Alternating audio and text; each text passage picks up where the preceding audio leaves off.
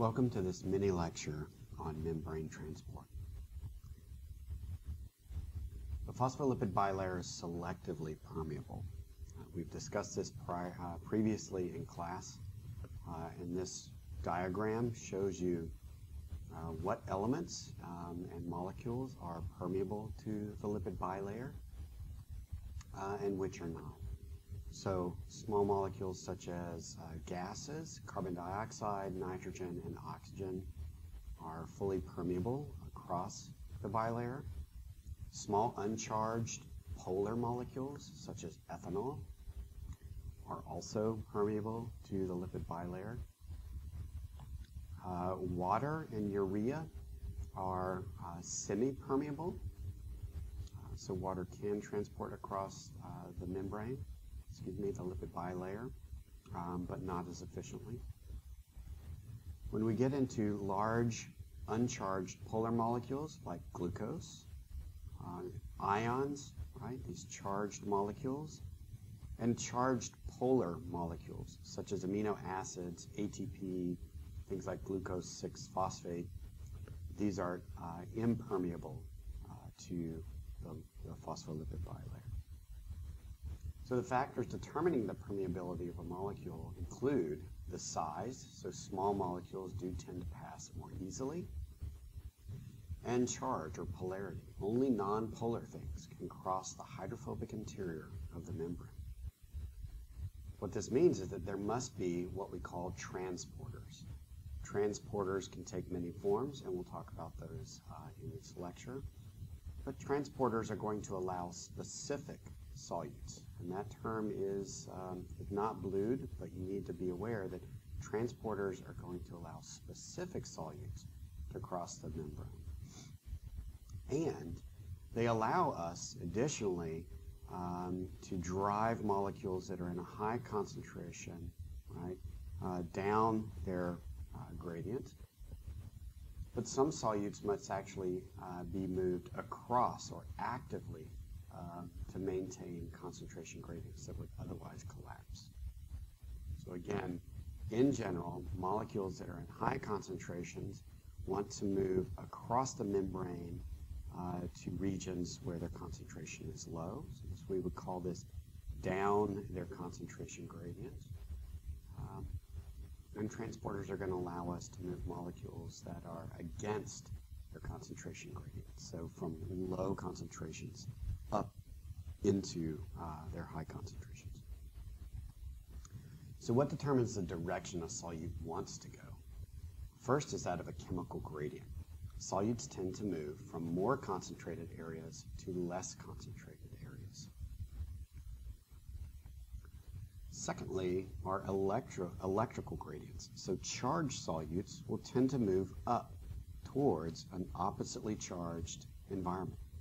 So you can think of chloride ions that are negatively charged. They will want to move towards or across the membrane in the direction of a positively charged molecule. Okay? So charged solutes tend to move towards an oppositely charged environment, negative to positive and positive to negative. Cells are also universally more negative on the inside than the outside. This is what we call membrane potential.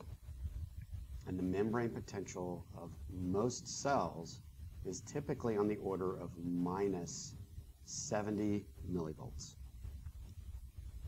The combination of these two gradients, both the chemical gradient and this electrical gradient, is what we call the electrochemical gradient. So it's the combination of concentration and charge that are going to drive the direction that the solute wants to go. Okay, so there are two basic types of transport. The first is what we would call passive or facilitated diffusion. So diffusion is always going to work down an electrochemical gradient. So again, down meaning from high concentration to low concentration, and from positive towards negative and negative towards positive. Okay, these are drivers of what we would call down an electrochemical gradient. There are two forms of this. One is passive, right? So just as the name suggests, this is diffusion based on the media or medium that the molecules are in. And we'll talk a little bit about facilitated diffusion. The other type of transport is that called active transport. And in active transport, the molecules are going to be moved, quote unquote, up the electrochemical gradient. So these would be against their native tendencies, okay? So this would be from areas of low concentration toward areas of high concentration, or positive towards positive, or negative towards negative. So against these natural tendencies of the molecule. And in active transport, there's what we would call primary and secondary active transport. So facilitated diffusion versus passive diffusion. In facilitated diffusion, or what we would call transport, a transporter accelerates the movement of a solute down its electrochemical gradient. And there are a couple characteristics.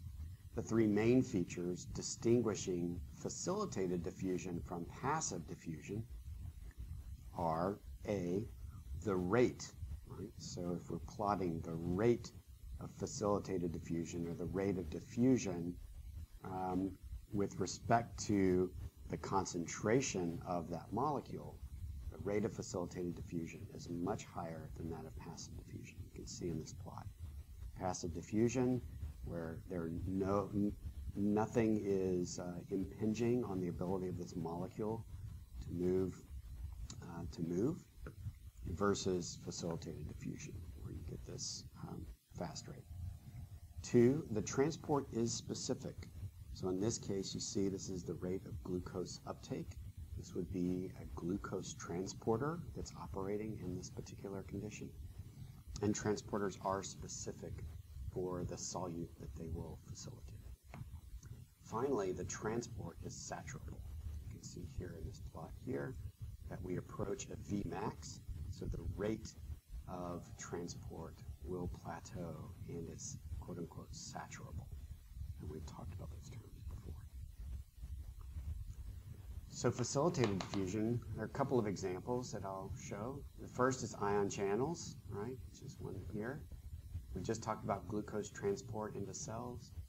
And another is that of ATP transport out of the mitochondrion and into the cell. And what I want to show here through this surface map, right, and this is a surface map as we're sort of cutting through the layers. And you can see, right, I'll pause it here. Right here you can see the molecule that's being transported, and you can see that there is a channel that's leading from one surface, one side of the lipid bilayer to the other side. And the transport here is facilitated because there's certain interactions between this molecule that pass it down, as opposed to it just flowing freely, right, or passively diffusing through this channel. It's actively being transported from one phase to the next, to the next, to the next, to the next. And it's this process that speeds up the diffusion of that molecule from its high concentration to its low concentration. In this picture, this is a potassium ion channel. It allows potassium to leak out of the cell. The red spheres in the cutaway are, again, these are the potassium ions. Okay. So let's move on to active transport. So again, these are the much harder forms of transport where we're trying to move something against its electrochemical gradient. There are two kinds, as I'd mentioned before, primary and secondary. And in primary active transport, we're really talking about using energy from things like ATP hydrolysis. And that energy that's released, we've talked about that before, the hydrolysis of ATP, adenosine triphosphate, into adenosine diphosphate plus that inorganic phosphate. The breaking of that bond generates energy. And in active transports, we are going to use that energy to drive something, in this case a hydrogen ion, against its electrochemical gradient, right? So it's positive towards a positive charge, and it's a low concentration towards a high concentration. So in primary active transport, these ATP channels are also called what we might call pumps, ATP pumps, or ATP aces, right? Because they are hydrolyzing. Again, they're facilitating the hydrolysis of ATP to ADP and facilitating transport. Secondary active transport is when energy is obtained indirectly from an existing electrochemical gradient and used to drive the transport of another substance. And we'll come back to this particular scenario and talk a little bit more about that. Focusing on those ATPase or pump classes, again, we're going to hydrolyze ATP into ADP plus inorganic phosphate. We're going to use that energy to move something. Okay? What is it going to move? In the case of P-class pumps, we're going to move things like hydrogen ions, sodium, potassium, and calcium. An example of this might be, which is something that you should know, these membrane sodium-potassium pumps. These are going to become critical in the main lecture on G proteins. An example of this function is that it's going to maintain these ion gradients through the pumping of sodium and potassium, again, against their electrochemical gradient. Another class that we'd like you to be aware of is that of the F class of ATPase pumps. And in this case, it's going to be moving hydrogen ions. The example we'll give you is mitochondrial F1F0 pump. And this one is critical because it is where we generate a massive amount of ATP that's available for subsequent hydrolysis and energy generation. So the mitochondrial F1F0 ATPase is actually going to generate more ATP. Okay? It's going to hydrolyze ATP, it's going to move hydrogen ions, and then through that process we're going to actually make more ATP. Okay, so for many molecules, including ions, there are concentration gradients across the membrane that are maintained. These gradients are similar across all cell types and species. They are assumed knowledge in biology, and so we're going to blue box these because it's critical that you be aware of these values. We're not going to ask you to perform any real calculations in cell biology, but these are going to become absolutely critical. They are absolutely critical when you take physiology. So inside the cell, when we're talking about concentration in millimolar, potassium is high, about 140 millimolar, and outside it's low, about 5 millimolar. Sodium, we talked about the sodium-potassium pump earlier. Sodium inside the cell is very, very low at 10 millimolar, and outside the cell is high at 145. So these are almost an order of magnitude. This guy is an order of magnitude greater. This guy is well over an order of magnitude greater concentration gradient across the membrane. In the case of calcium, it's exceedingly low inside the cell. Approximately, 0.1 micromolar, okay, inside the cell. Outside the cell, it's on the order of about 1 millimolar. Okay, so know these values. Okay, and we're going to finish up a little bit on secondary active transport, and then we're going to talk a little bit about cell-cell junctions and how that helps us maintain concentration gradients. So secondary active transport, remember primary is this example here where we have an ATPase, a pump. It's using the energy from ATP to drive, in this case, this hydrogen ion against its electrochemical gradient. What secondary active transport is when we're going to use the energy associated with this gradient, this hydrogen ion gradient, from high to low. We're going to use that existing electrochemical gradient to drive the transport of another substance, in this case S, whatever S is. Okay, so this is going to take multiple forms. This happens to be a symporter, and we'll talk about that in a bit. But it's going to utilize this hydrogen ion flowing down its electrochemical gradient to bring along with it another solute molecule against its electrochemical gradient. These have two flavors.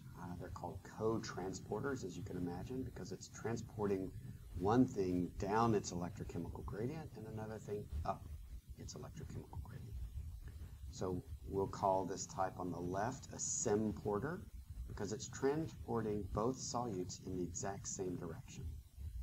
A may be going down its electrochemical gradient, but B would be going up its electrochemical gradient. Conversely, there's the type called antiporter.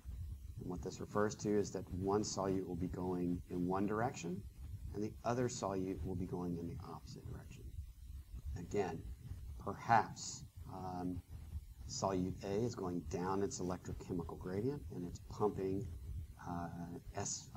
the B solute against its electrochemical or up its electrochemical gradient. But the converse could also be true. SB may be going down its electrochemical gradient in both cases.